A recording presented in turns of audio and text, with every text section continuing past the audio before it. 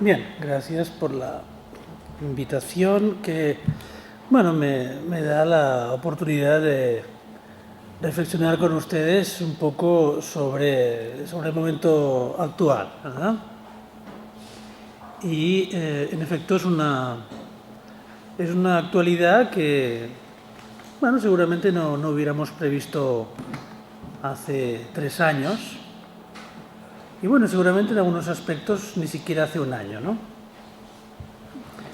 Estamos en efecto en una época en la que, por así decir, estamos llegando a un momento de visibilización de toda una serie de cuestiones de las que podíamos hablar hace un tiempo como posibilidades más o menos cercanas, pero podríamos decir que, por mal que hubiéramos pensado, seguramente no hubiéramos llegado a imaginar que esas perspectivas se hubieran realizado tan rápidamente.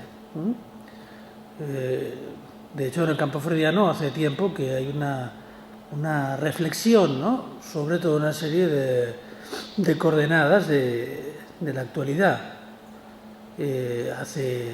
No recuerdo si fue hace 2 años, tengo poca, me confundo a veces con las fechas, no recuerdo cuándo, pero me parece que hace 2 años apenas estábamos sumergidos en un debate que propuso Jacqueline Miller en torno al término de evaluación, ¿no?, que es un término, un significante amo que ha ocupado un lugar muy importante en la política a nivel mundial y específicamente en Europa en los últimos tiempos, ¿no? Y en relación con esta cuestión, que fue analizada de una manera muy interesante en un volumen en el que se recoge la intervención de Jacqueline Miller y también de Jean-Claude Milner, bajo el título ¿Quiere usted ser evaluado?, hay unas indicaciones muy interesantes sobre cierta lógica que, por así decir, introducía en lo social una serie de consecuencias del discurso científico que de alguna manera iban mucho más allá de lo que sería el dominio estrictamente económico y, por así decir, introducían una dimensión del cálculo en todos los dominios de la vida humana, ¿no? Y, evidentemente, con consecuencias que se preveían nefastas, ¿verdad? Pero esta dimensión loca de la evaluación permanente ha pasado, digamos, a configurar una realidad diaria, cuando cada día nos encontramos al leer la prensa, con suerte acompañada de un café con leche, de los índices bursátiles y, sobre todo, de la valoración que la deuda de nuestro país u otros países merece, a cargo de unos entes misteriosos llamados los mercados, que constituyen una figura posmoderna de una crueldad increíble de nuestra época, ¿no? Digamos que no hay otro del otro, pero los mercados hay mercados. Y los mercados, de alguna manera, ocupan un lugar casi parecido al de los augures antiguos, ¿no? Si antes se trataba de decidir el curso de las decisiones bélicas o de la política contemplando el paso de los pájaros hacia la izquierda o hacia la derecha, en este momento, sin duda, los augures han sido sustituidos por los mercados con, digamos, el problema añadido de que son augures que se contradicen cada día sin que por ello su prestigio decaiga lo más mínimo. Es decir, los augures mercadotécnicos auguran una cosa, los políticos cumplen con esas exigencias y al día siguiente los mercados demuestran que tampoco era eso, con lo cual evidentemente es mucho peor que en los augures antiguos, ¿no? Pero lo que yo quería tratar hoy en relación con este tema de lo imposible, y para conectarlo, digamos, específicamente con esta temática más actual, lo que quería plantear es una reflexión, de alguna manera oponiendo el término de lo imposible a toda una serie de discursos políticos que, de alguna forma, bajo este dominio, este amparo de lo posible, en realidad lo que ocultan es toda una serie de discursos que en última instancia son verdaderas utopías. Son utopías que de alguna manera, como otras utopías, ¿no?, que han demostrado a lo largo del siglo XX su inviabilidad, podríamos decir que en este momento nos enfrentamos también al momento en que hay una utopía que está demostrando, digamos, sus consecuencias reales.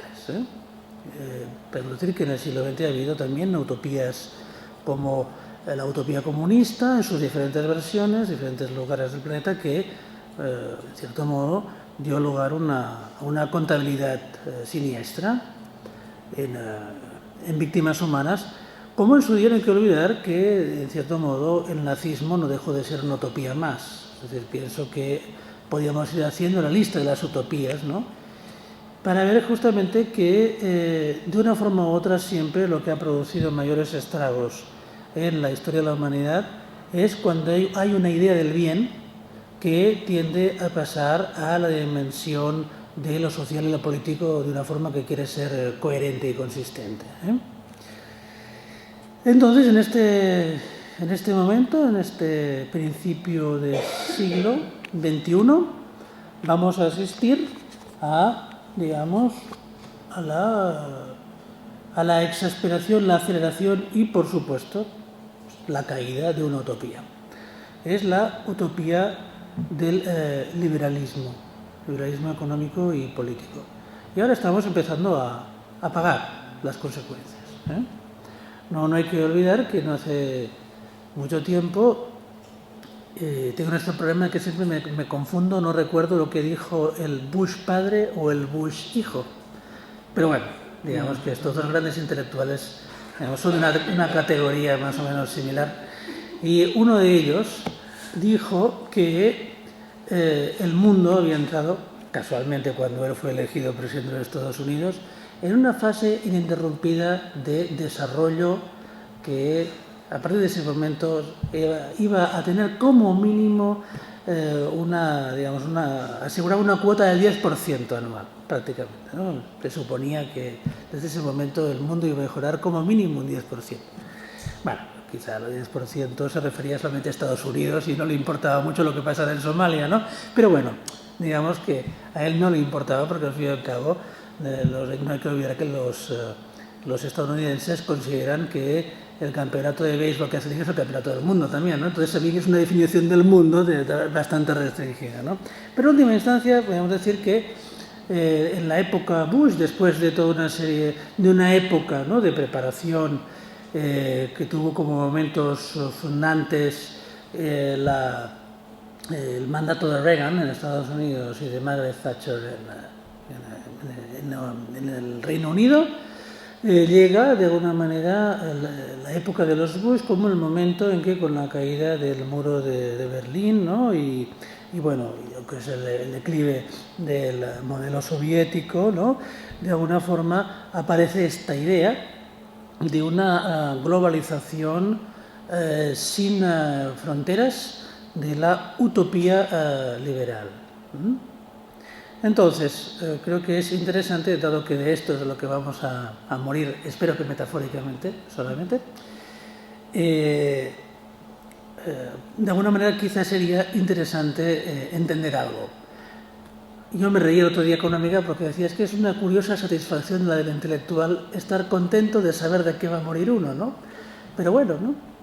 Me recuerda un poco esa, no sé si han visto la película de Lars von Trier, esa de Melancolía, ¿no?, donde se ve, ¿no?, a un obsesivo que está muy contento porque es capaz de calcular la trayectoria del planeta que está a punto de colisionar, ¿no? digamos que él está convencido de que en el último momento, a partir de un cálculo, de un algoritmo que él tiene, calcula que en el último momento el planeta Melancolía saldrá despedido de la órbita terrestre, ¿no? Entonces no habrá colisión, ¿no? Pero la cuestión es un poco esa, es decir, uno se pregunta a veces qué es lo que este ejercicio de saber tiene de consecuencias. Dicho esto, creo que sí que las tiene, en el sentido de que pienso que la problemática más profunda de lo que es la razón neoliberal consiste precisamente en haber producido un pasaje del dominio de lo político, en el sentido que se entiende, digamos, clásicamente, a la dimensión que ya hace años Foucault designó como biopolítica, ¿no? Y que incluye en la dimensión de la gobernabilidad algo más que lo que antiguamente eran las formas de dominio por el poder puro y duro, es decir, obligar a las personas a hacer cosas, ¿no? Yo pienso que justamente en esto Foucault creo que acompañó de alguna forma interesante lo que fueron las elaboraciones de Lacan en los años 60, particularmente de su teoría de los discursos, cuando demuestra que la clave del gobierno moderno no es el gobierno por la fuerza, sino que es de alguna forma inducir al autogobierno por parte del propio sujeto, es decir, inducir un efecto de docilidad del sujeto, en la línea de lo que Lavoisier hace años llamó la servidumbre voluntaria, y que fue el título de lema, ¿verdad?, justamente del segundo fórum que tuvo lugar en Madrid. Entonces la cuestión, ¿no? ¿Qué es lo que induce la eficacia de la utopía liberal? ¿Y qué es lo que hace que, en cierto modo, sea relativamente tan fácil gobernar a los sujetos en el sentido de sujeción política bajo la utopía liberal en su forma neoliberal? Esta es la pregunta, ¿no? Pienso que justamente la utopía liberal, y más específicamente en su desarrollo neoliberal, es eficaz en la medida que basa su operación en un cierto cálculo sobre lo que es el deseo humano como tal y la relación del sujeto con el goce. En este sentido, podemos decir que es una teoría política que se basa en una interpretación de que la satisfacción como tal es posible y de que la satisfacción, lo que nosotros llamaríamos la satisfacción pulsional, conduce a la felicidad del sujeto, y que esto es algo sobre lo cual se puede producir un tipo de cálculo, un cálculo a nivel individual y también un cálculo a nivel colectivo. Es decir, la pulsión, ¿no? Evidentemente no es un término que ellos usan, ellos hablan de felicidad, de satisfacción, etc. Es algo que sería calculable, medible, se puede, por lo tanto, evaluar. Y no solamente es evaluable y medible, sino que de alguna forma también es gobernable, de un modo que, en vez de oponerse de alguna forma a sus leyes internas, lo que hace es desarrollarlas de una forma, podríamos decir, lo más coherente posible. ¿Qué quiere decir esto? Que mientras que Freud dice que hay una oposición de principio entre pulsión y cultura, la apuesta del liberalismo es decir que no, que justamente existe una manera de poner en continuidad lo pulsional y la cultura, y por ende también la política como tal.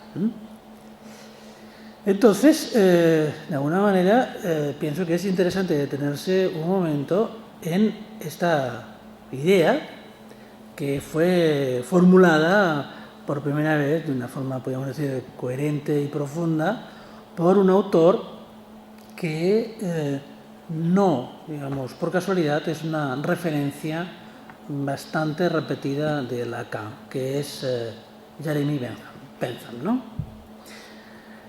Bien, Bentham es un autor que, para situarlo históricamente, es coetáneo de la Revolución Francesa, ¿no? Entonces, realmente es muy interesante porque la relación de primero acercamiento y luego de distanciamiento entre Bentham y los teóricos y los prácticos de la Revolución Francesa plantea claramente lo que es el inicio de una división, un cierto cisma en lo que serían los discursos políticos en Europa, ¿no? Y que da lugar, por parte de Bentham y sus sucesores, ¿no? Stuart Mill y otros, a toda una corriente de pensamiento que de alguna forma consiste en el desarrollo en todos los niveles, moral, social y político, de la idea de utilidad, pensada como algo que tiene que ver justamente con la idea de que se puede entender y se puede de alguna forma manejar lo que sería la esencia misma de la relación del sujeto humano con el placer. Entonces, de alguna forma vemos que tenemos claramente una oposición entre lo que sería la posición freudiana y la posición benjamiana y sus derivados utilitaristas. Para Freud, realmente,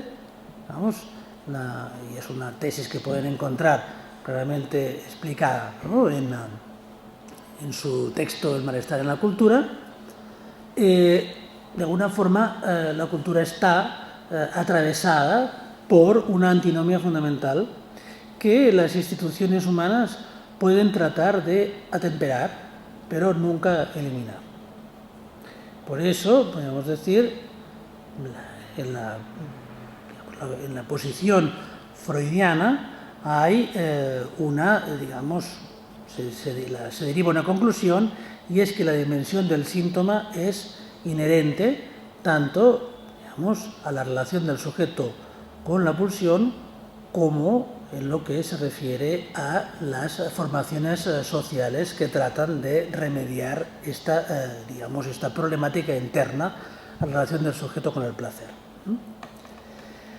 Ahora bien, ¿cómo situar este impacto del utilitarismo benjamiano y sus derivados posteriores? Porque obviamente si esta teoría ha tenido tanto éxito de repercusiones es porque forma parte de una corriente profunda de la civilización, o sea, no es algo que vaya por sí solo. No se trata de que Bentham sea el culpable de lo que está haciendo Rajoy cada viernes, ¿no?, digamos. Seguramente puede haber sido un pretexto, pero no vamos a responsabilizarnos, ¿no?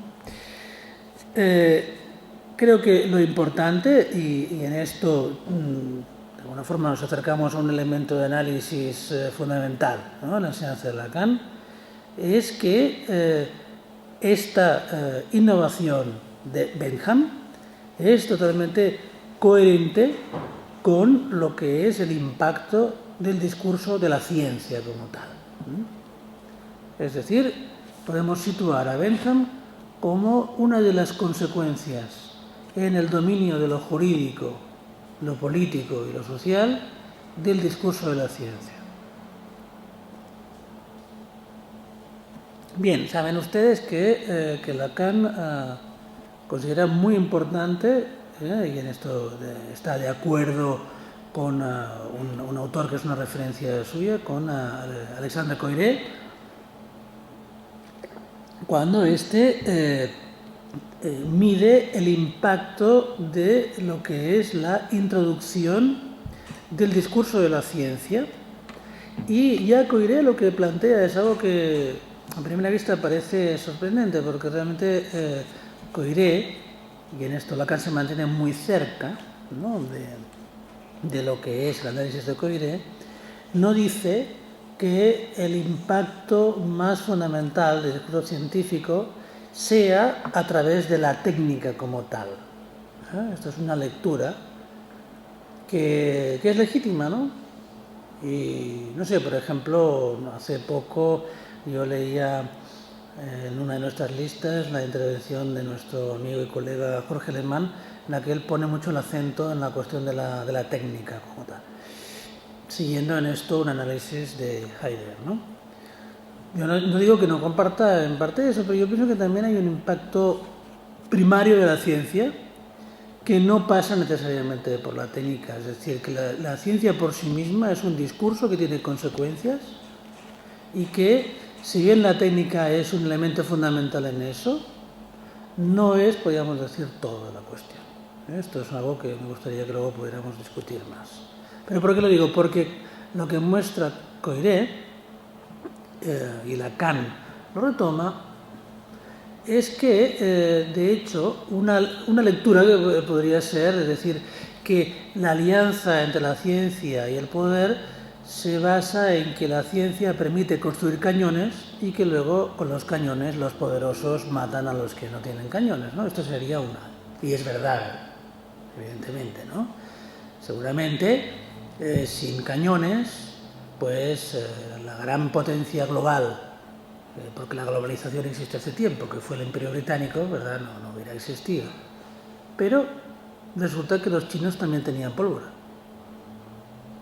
y tenían armas de fuego. Y sin embargo, por ejemplo, los chinos no tuvieron mucho interés.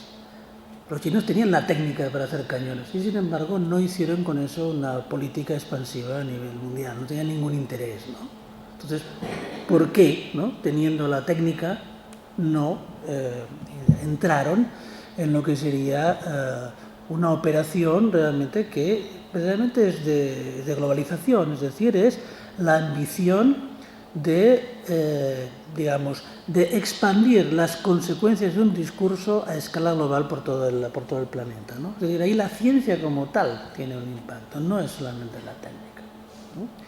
Me pueden decir que hay muchas maneras, ¿no? Porque de ver el entrecruzamiento entre la técnica y la ciencia, porque también es cierto que, bueno, como bien dice nuestro amigo Julio Verne en ese libro, claro, pues si hubo navegación hasta las Américas es porque había empezado a haber la cartografía, ¿no? Y no había cartografía sin el astrolabio, y evidentemente, ¿no? Pero de todas maneras, yo pienso que lo que dice Coiré es que la ciencia lo que hace fundamentalmente es introducir en la vida de las personas números y fórmulas. Eso es lo que dice Coiré. Y que eso tiene un impacto por sí mismo, a nivel de discurso, porque eso transforma la vida humana. Y en ese sentido es muy interesante ver que ahí, digamos, el calendario, se ve que los tiempos son realmente bastante breves, ¿no? Porque resulta que, digamos, no pasa tanto tiempo entre Newton y Bentham. No pasa tanto tiempo. ¿Y cómo presenta Bentham su construcción utópica?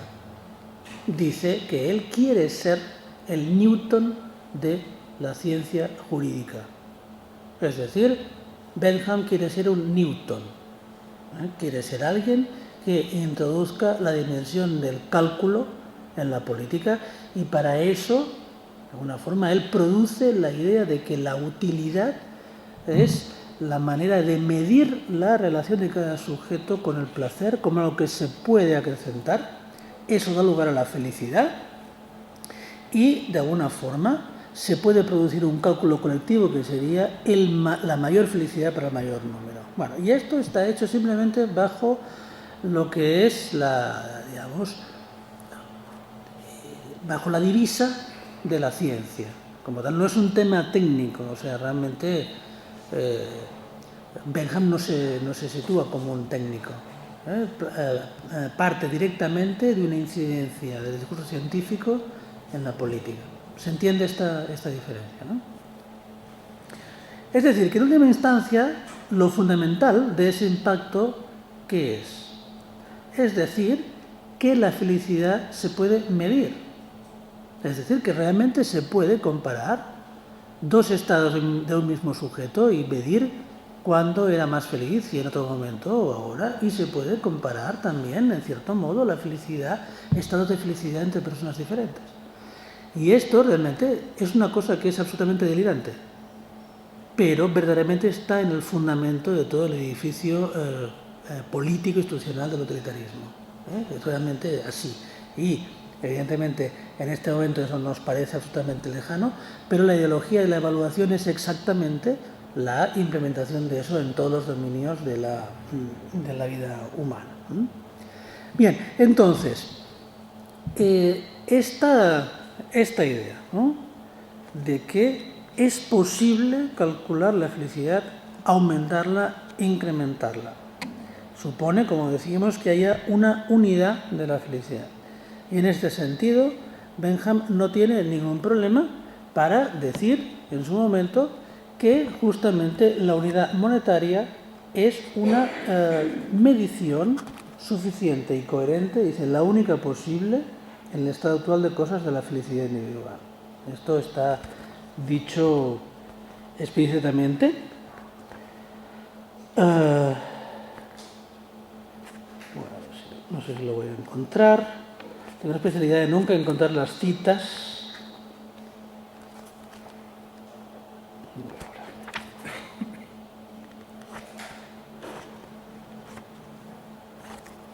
Sí.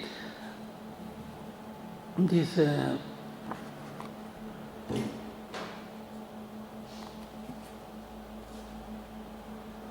Hay ciertamente, dice en sus tratados de legislación civil y penal, hay ciertamente una ciencia de la moral que no tiene nada que envidiar a la ciencia física. Se pueden identificar unidades elementales de placer y de dolor, que por adición y sustracción constituyen la felicidad y la desgracia, gracias por un pasaje por la institución monetaria. La única medida común que proporciona la naturaleza de las cosas es la moneda. Quienes no están satisfechos con la exactitud de este instrumento deben encontrar en algún otro lugar algo que sea más exacto o decir adiós a la política y a la moral. Bien, clarísimo, ¿eh? Clarísimo. Bueno, entonces, yo creo que dando un salto de mucho tiempo, pero verdaderamente a mí me parece que no es exagerado decir que hay algo de esto, que yo creo que propiamente tiene algo de delirante, que ha conseguido encarnarse en la realidad, digamos, política de nuestro tiempo. Es decir, pienso que la cuestión de la evaluación es exactamente eso, y que de alguna forma lo que en estos días estamos asistiendo tiene que ver con eso, porque en última instancia, si se ve lo que hay detrás de todo este debate político actual, la cuestión de la moral y de la ética está realmente siempre presente de una forma más o menos velada, pero está. Es decir, que el discurso mediante el cual estamos siendo sujetos a una violencia política clarísima sea el discurso de la austeridad, no me parece realmente nada casual. La austeridad es un término tomado realmente de la moral. Y la austeridad es un término que es muy coherente que use precisamente Angela Merkel, porque de hecho es un término que es totalmente, digamos, resuena con lo que fueron las raíces alemanas del neoliberalismo, que de alguna manera no es en absoluto, como se suele creer, únicamente un fenómeno del neoliberalismo, no es un fenómeno únicamente estadounidense, tiene unas raíces europeas. ¿Por qué? Porque el neoliberalismo es precisamente una especie de segunda oportunidad después del fracaso constatado de lo que fue el liberalismo, digamos, primitivo, desde Bentham a Spencer, y de alguna manera los teóricos neoliberales consideran que la Primera Guerra Mundial fue la constatación del fracaso de los primeros proyectos políticos liberales. Y en los años 30 hay una refundación, no en Estados Unidos, no, en Europa, en Alemania y en Austria hay una refundación del proyecto neoliberal, en el cual se trata precisamente de cómo introducir explícitamente una nueva dimensión moral a la cuestión del cálculo de la felicidad en el plano de lo individual, pero también de lo político. Es decir, hay una refundación que tiene, justamente, es interesante, ¿no? En Alemania, precisamente, este tono discursivo de una cierta ascesis individual con lo que sería la finalidad de conseguir un bien superior y también un bien de orden social. Bien, no voy a entrar excesivamente en detalles por ese lado, pero sí que vemos que, de alguna manera, la crítica fundamental que hace el neoliberalismo al liberalismo primitivo, benjamiano, fue simplemente decir que la idea benjamiana de que hay una especie de automatismo que desde el cálculo de la felicidad individual a la colectiva, diríamos, encontraría de una forma natural lo que serían las fórmulas políticas más adecuadas, eso es criticado por parte de los neoliberales, que en realidad abogan por una política, digamos, una presencia más activa del Estado neoliberal. ¿Cuál es la forma moderna del Estado neoliberal? Plantea que hay que ir más allá y que se constata que no se puede confiar únicamente en la naturaleza humana para conseguir un orden social adecuado. Y la consecuencia es que habrá que modificar la naturaleza del hombre para que ésta se adecue a la realidad inmodificable del mercado. Es decir, que en los años 30 se desarrolla una teoría, ¿no?, que lo que viene a plantear es que Bentham se ha quedado corto, hay una especie de optimismo benthamiano que no reconoce las complejidades del ser humano, y entonces estos autores llegan a la conclusión de que no, de que se trata realmente de invertir la cuestión y de ese momento construir un proyecto utópico, pero que consiste en que hay que modificar al hombre, al sujeto humano, a la medida del mercado. Y entonces se trata de una reconstrucción moral del ser humano que consiste en, por así decir, eliminar todo aquello que serían las incoherencias, inconsistencias que hacen del ser humano normal y tradicional adecuado al régimen de una sociedad de mercado. ¿Se entiende la idea? Es brutal, pero es exactamente así, está escrito con todas las letras. El hombre tradicional no sirve. Benjamin era un ingenuo, sí que hay un problema en el ser humano, entonces vamos a reeducarlo. Es decir, es un proyecto totalitarista, que tiene como nombres, por ejemplo, el más que desarrolla esto de una forma más coherente es Walter Lippmann, pero bueno, hay también luego representantes por ejemplo, más tardíos, los austríacos Hayek, que luego emigran a Estados Unidos y que tienen un papel muy importante en lo que es el desarrollo del neoliberalismo en Estados Unidos, ¿no? Bien, entonces vemos que en relación al tema de lo imposible, ¿no?, voy a retomar un poco el libro, sería decir, Bentham plantea, ¿no?, una utopía. Hay un paso posible de un análisis de lo que sería la ley internal del ser humano. Eso da una especie de posibilidad de calcular las normas jurídicas y las normas económicas y políticas. ¿Se entiende esto? Bien. Bueno, la guerra mundial, con su catástrofe, demuestra que hay algo que no ha funcionado en este proyecto utópico. Y entonces se plantea una reflexión, qué es lo que ha fallado, y en vez de, digamos, llevar a cabo una crítica profunda de esa utopía, hay una especie de utopía inversa. Es decir, que finalmente, si lo que ha fallado es la naturaleza humana, podemos cambiarla para adaptarla a lo que se constata como un real, un horizonte indepasable, insuperable, que es la lógica misma del mercado. ¿Se entiende el giro? Es decir, es una utopía inversa. La primera pasa de la naturaleza del individuo a lo que sería el sistema político y de mercado, y la otra es al revés, es la utopía que dice que se puede cambiar al ser humano, es posible cambiarlo y adaptarlo a la realidad del mercado. ¿Se entiende eso? Voy a leerles un párrafo inspirado. ¿Será que lo encuentro ahora? Claro.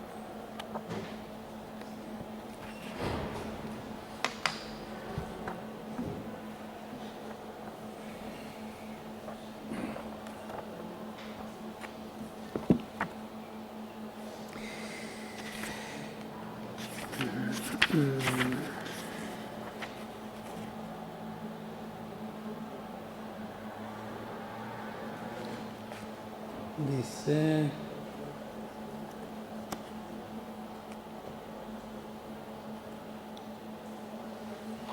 Robke, ¿no? Dice... No, vamos a pasar al Lippmann.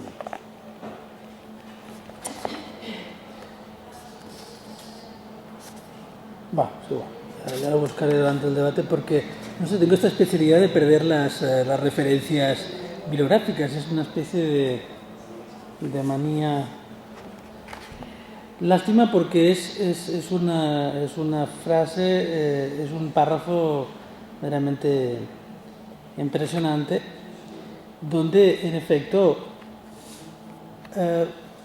lo voy a parafrasear, lo que viene a decir es que, de hecho, los síntomas, es decir, los sufrimientos individuales, se deben, de hecho, a las dificultades que tiene el ser humano para adaptarse espontáneamente a ese funcionamiento de la realidad del mercado que se debe, podríamos decir, a algo que tiene unas reglas científicas absolutamente insuperables. Y es interesante porque ahí introduce lo que nos interesa a nosotros, ¿no? Para, digamos, dar una vuelta justamente a lo que sería la posición del psicoanálisis en todo esto. Es decir, lo que hace Lippmann es hablar del síntoma, pero lo define justamente como algo a eliminar porque sería lo que no permite que el ser humano funcione eficazmente dentro del sistema. ¿Se entiende esta idea, verdad? Entonces es muy interesante ese párrafo porque viene a plantear algo así que es realmente una utopía siniestra. Se viene a decir que en última instancia el ser humano tiene que adaptarse a un mundo de superespecialización en el que tiene que estar constantemente a merced de las nuevas exigencias del mercado de trabajo, tiene que estar dispuesto a aprender lo que en ese momento es necesario, estar dispuesto a irse a vivir a donde sea y a cobrar lo que el mercado diga y, por supuesto, tiene que hacerlo sin sentirse desgraciado. Esto les suena a algo, ¿no? Bien. Bueno, pues esto está dicho en los años 30 como un ideal, digamos, global, como un modelo de digamos, una utopía globalizada a nivel del mundo, ¿no? Y es muy interesante porque introduce justamente eso, ¿no? La definición misma del síntoma, ¿no? Es decir, estos teóricos ya tienen una idea de que el desarrollo del capitalismo hasta sus consecuencias extremas tiene efectos sintomáticos sobre el sujeto. Pérdida de identidad, sentimiento de desarraigo, sentimiento de depresión. Ahora bien, el problema no es que haya que cambiar el sistema capitalista. No, por supuesto. Hay que convertir al individuo que esté absolutamente adaptado a ese funcionamiento. Está dicho con todas las letras. O sea, no cargo las tintas. Es exactamente así. Bien, ¿por qué nos interesa eso? Bueno, porque justamente hay ahí el reconocimiento de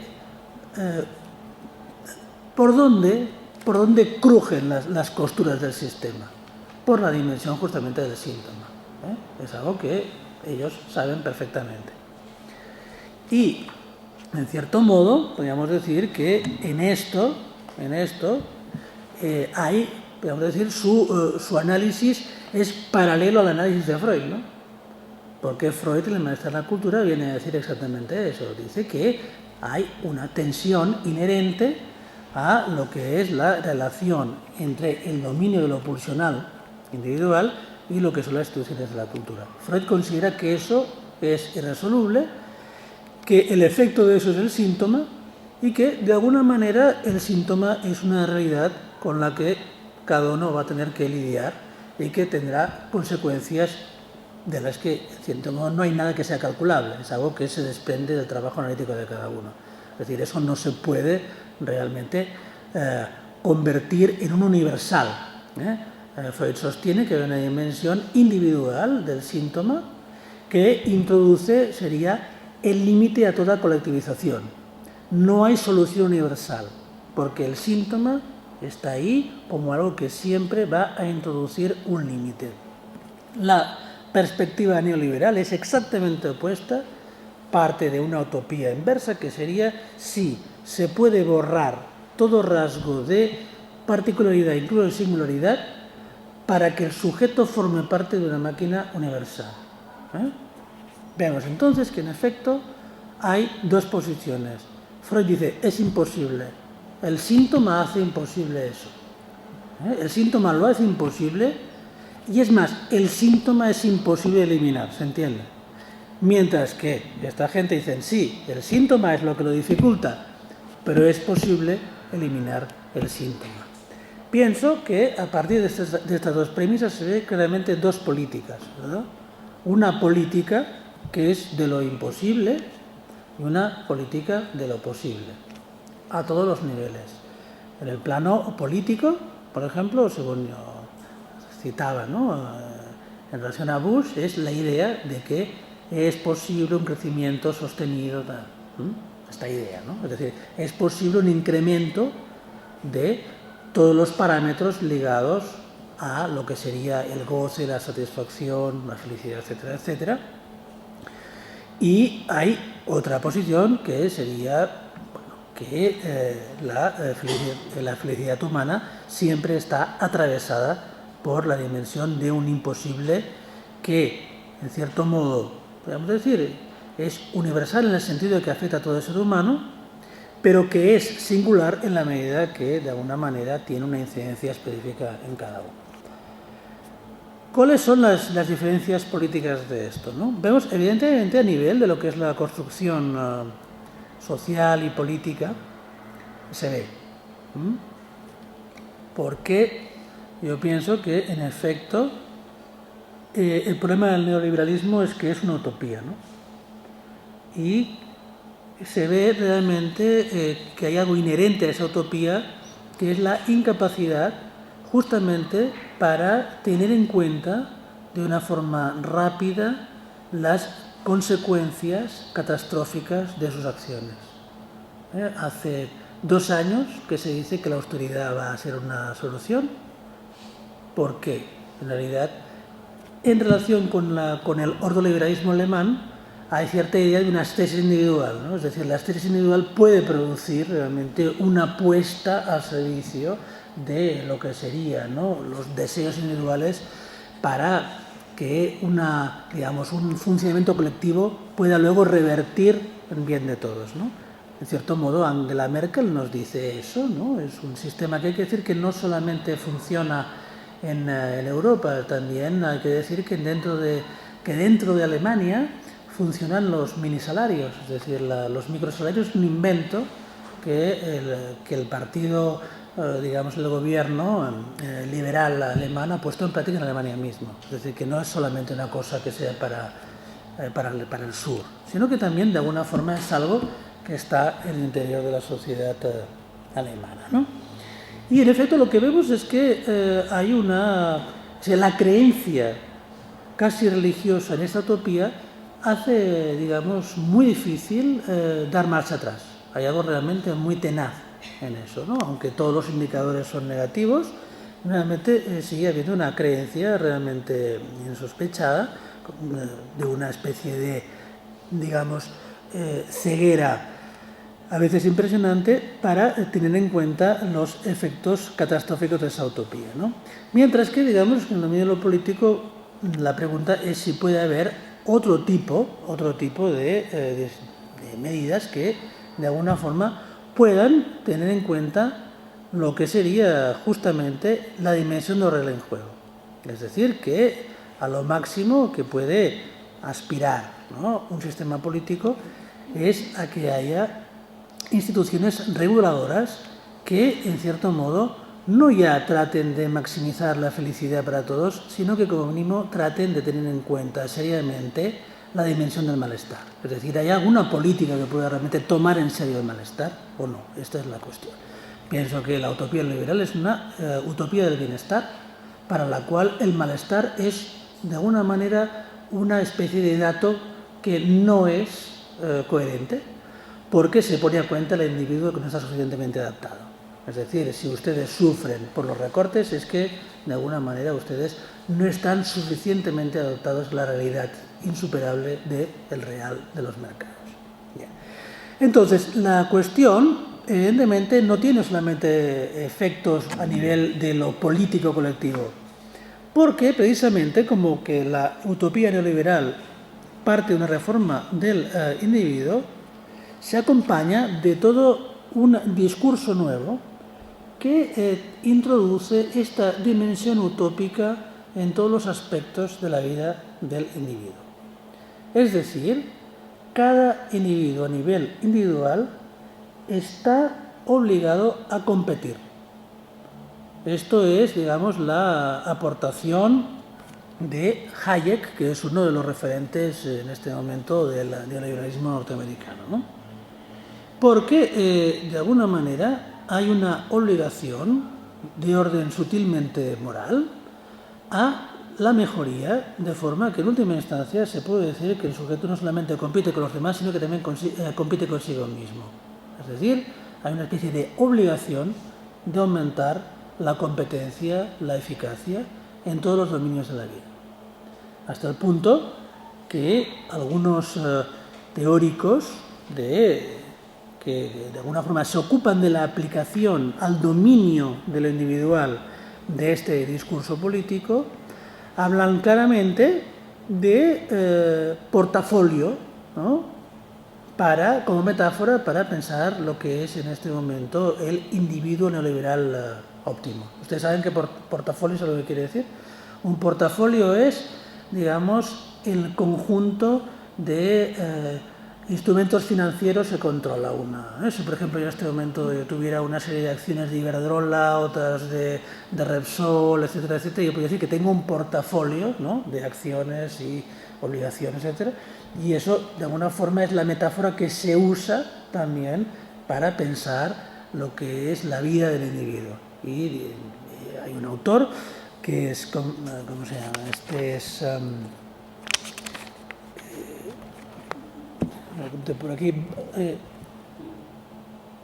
se llama Bob Abrey, que es californiano, es un tipo que se dedica al coaching, es toda una referencia, y plantea que en el portfolio de cada individuo tiene que haber una serie de apartados entre los cuales está la amistad, el amor, por supuesto el cuidado del cuerpo, también la educación de los hijos y toda una serie de parámetros. Esto es el portfolio de cada uno, ¿no? Entonces, evidentemente, esto está, digamos, sostenido por toda una serie de teorías que es divertido porque incluso tienen cierta inspiración Foucaultiana, ¿no? Porque, digamos, paradójicamente, ¿no?, porque de la misma manera que Foucault planteó en su día, ¿no?, en sus historias de la sexualidad, la relación que había en las sociedades antiguas entre toda una serie de discursos políticos y luego toda una serie de discursos que tendían a regular la relación del sujeto consigo mismo en una perspectiva de mejora aristocrática, etcétera, etcétera, de lo que Foucault llamó el cuidado de sí. Este autor lo que dice es que habría que pensar cuáles serían las formas adecuadas del cuidado de sí en el momento actual. Es decir, ¿no?, ya que no estamos en el mundo antiguo, el cuidado de sí ya no será como en tiempos de los romanos ir a la palestra ¿no?, a luchar, ¿no?, aristocráticamente con los notables del Senado, sino que será en este caso probablemente toda una serie de discursos, ¿no?, que tenderán a adaptar al individuo a la realidad, digamos, política actual, y que de alguna manera, de una forma explícita, sustituyen la idea de la terapia. Es decir, para estos autores la terapia es un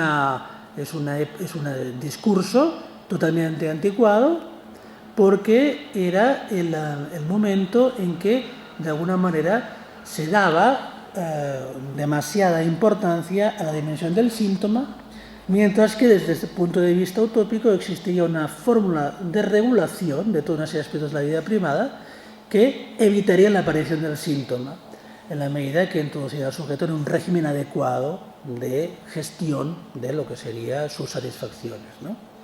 Y, de alguna manera, esto es algo que si somos, si tenemos una información más o menos al día, yo no sé, yo últimamente procuro escuchar poco lo que dicen mis colegas psicólogos, pero realmente lo que yo veo es que hay una invasión de este discurso realmente impresionante. Es decir, yo estoy recibiendo permanentemente, hablo muy pocos mails, procuro no porque me asustan mucho, pero el Colegio de Psicólogos recibo constantemente ofertas de que me apunte a cursos de coaching, ¿no? Y es exactamente esta idea, es decir, que el individuo se puede gestionar como una empresa, es decir, el modelo del individuo es el modelo de la empresa capitalista misma, ¿no? Bien, entonces, esto es de alguna forma el discurso de lo posible. Yo pienso entonces que frente a eso, lo único que podemos responder del psicoanálisis es justamente con una orientación a partir y hacia el síntoma, que introduzca el síntoma como algo que no se puede tratar desde ningún punto de vista utópico social. Pienso que esto es una cuestión fundamental, porque creo que verdaderamente el éxito radical del neoliberalismo no se sitúa a nivel, digamos, puramente político y económico. Lo que es la función de arrastre y de fascinación, el impacto social del neoliberalismo es que verdaderamente ha permitido que sus metáforas impregnen la vida cotidiana de las personas y que de alguna manera, lo sepamos o no, en gran parte, muchas cosas de nuestra vida ya están regidas por una lógica neoliberal. Por ejemplo, había un caso muy interesante de una joven, pero que realmente se veía que había una lógica realmente posmoderna, ¿no?, en su gestión de la vida y de sus relaciones amorosas, etc., ¿no? Y de alguna manera se veía que, por supuesto, a partir de una serie de condicionantes personales, pero justamente lo que atraía, ¿no?, en la cura era una serie de relaciones que había tenido con una serie de partners en los que, de alguna forma, siempre la ruptura se había producido por algún tipo de cálculo que ella había hecho sobre lo adecuado o inadecuado del partner.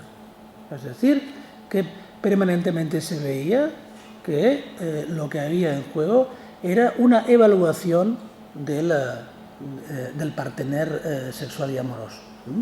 Y que en momentos decisivos simplemente lo que había legitimado por su parte una ruptura era simplemente toda una serie de parámetros, algunos de los cuales estaban claramente relacionados con temas de estatus y otros no, pero en cierto modo podríamos decir que la fórmula general es que eran todo cosas evaluables y podía de alguna forma juzgar en términos de más o menos.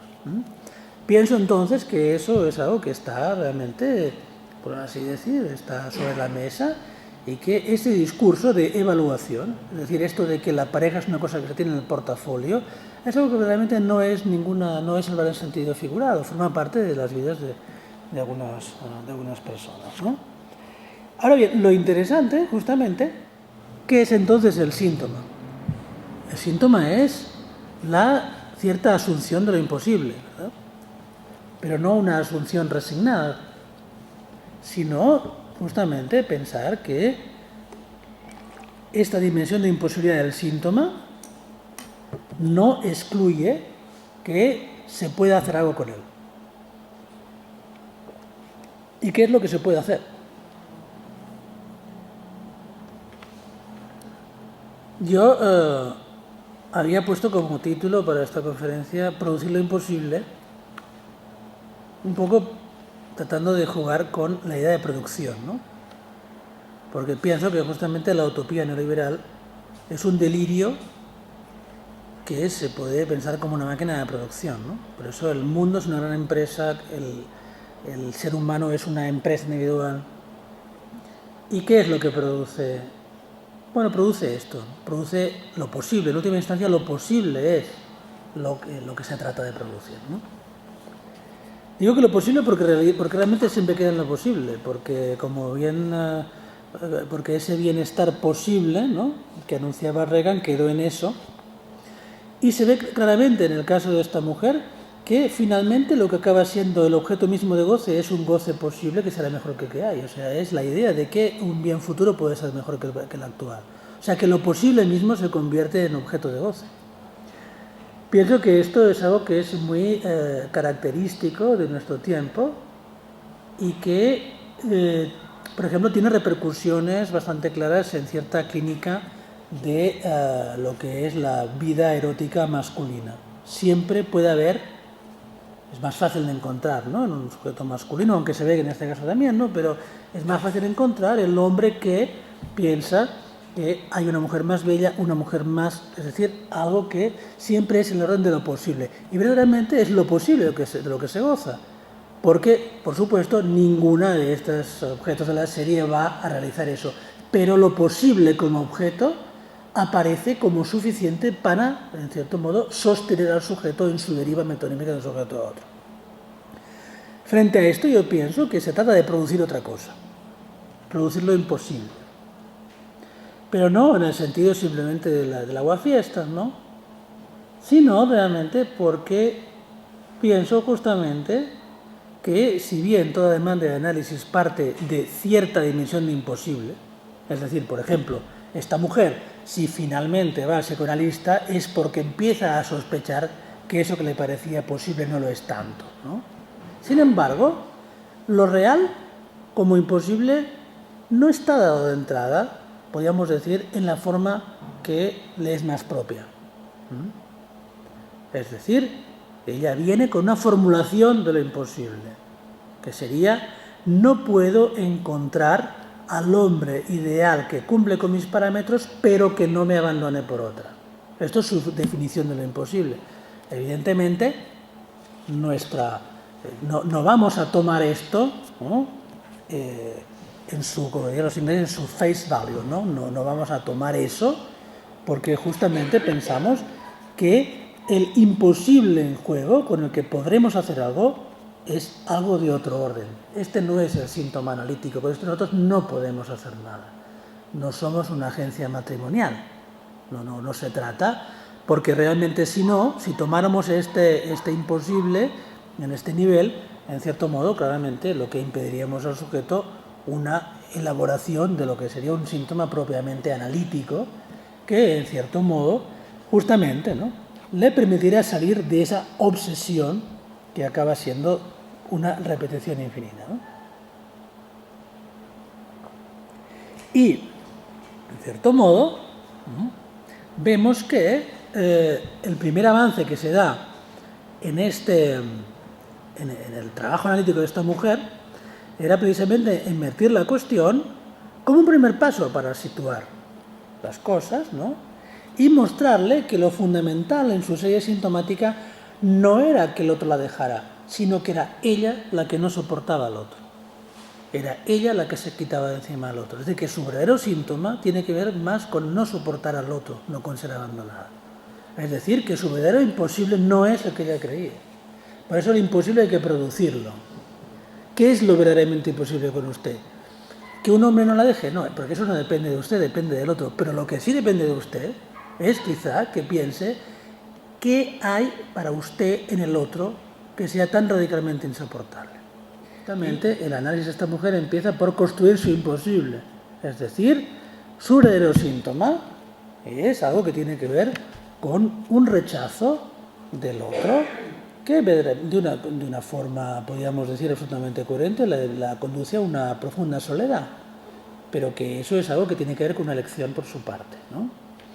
Y, en cierto modo, me parece, evidentemente esto no quiere decir que la cuestión se solucione ahí, pero como mínimo me parece que el psicoanálisis puede decir que es a partir del reconocimiento de la dimensión propia y singular del síntoma, que justamente muchas veces tiene la forma inversa de aquella queja con la que el sujeto se presenta, ¿no? Es algo que, por supuesto, no es necesariamente muy cómodo, ¿verdad?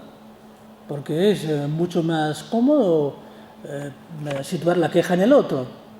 Qué casualidad que siempre los hombres no me dejan... Sino que realmente algo mucho más enigmático tiene que ver con esta posición tan radical de rechazo del otro por su parte. Algo que evidentemente la deja en una posición de responsabilidad mucho más fuerte y que por primera vez la hace hablar en el análisis de una serie de aspectos de su sexualidad que hasta ahora habían quedado completamente fuera. Esto es una puesta en forma del síntoma. Y es a partir de eso, de situar, de producir un verdadero imposible, que entonces verdaderamente el sujeto como mínimo empieza a poder plantearse qué hacer con eso.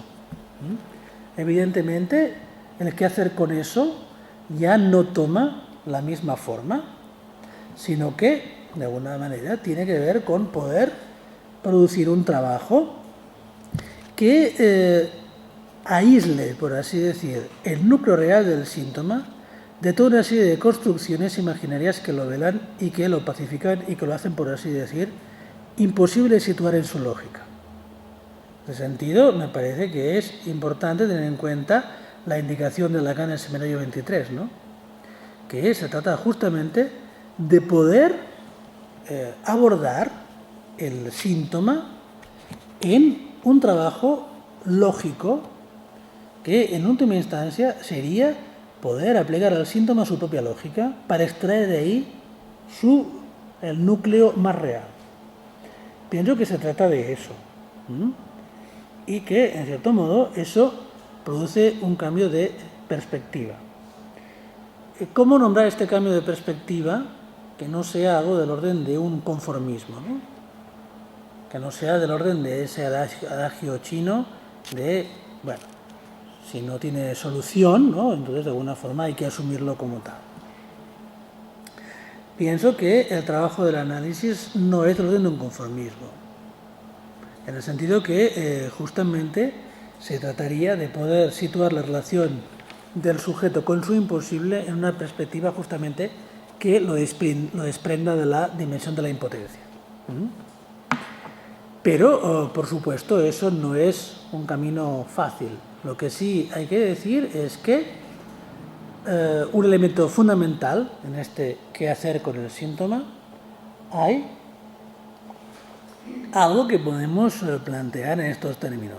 Se trata de conducir al sujeto a ubicar en ese síntoma algo de una singularidad, un rasgo de su relación con el goce que tiene algo de ineliminable, sin que eso excluya que se pueda poner, digamos, al servicio de algún tipo de construcción que consiga, a pesar de todo, incluirlo en lo que sería un cierto tipo de vínculo social. El reto del trabajo psicoanalítico con el síntoma es, al mismo tiempo, digamos, reconocer la dimensión de imposibilidad del síntoma como algo que no se puede eliminar, pero también planteando que justamente es poder asumir esa dimensión la que permitiría inventar fórmulas de vínculo social que incluyan ese imposible. Por ejemplo, un discurso de tipo optimista, neoliberal sobre la pareja no la ha conducido precisamente a un vínculo posible. Mientras que probablemente todo lo que en los últimos años en el campo freudiano se ha desarrollado a partir del síntoma de Lacan, el partener-síntoma, que dio lugar a toda la elaboración específica por parte de Jacqueline Miller, plantea la posibilidad de que, si bien lo singular del síntoma se opone a todo discurso universalizador, no se opone a toda forma de vínculo social, aunque sea un vínculo social paradójico. Pienso justamente que el final, las referencias finales de Lacan al amor en Ancor plantean esta posibilidad, que puede haber, aunque no es algo que sea fácil y que requiere su coraje, ciertas formas de incluir en el amor algo que sería del orden justamente de ese real insuperable que Lacan en ese momento llama no hay relación. Justamente vemos que esta mujer, de alguna forma, su fracaso viene de la afirmación de que hay relación. Es decir, la idea de que un hombre y una mujer que comparten ciertas características van a tener más fácilmente una relación que si no.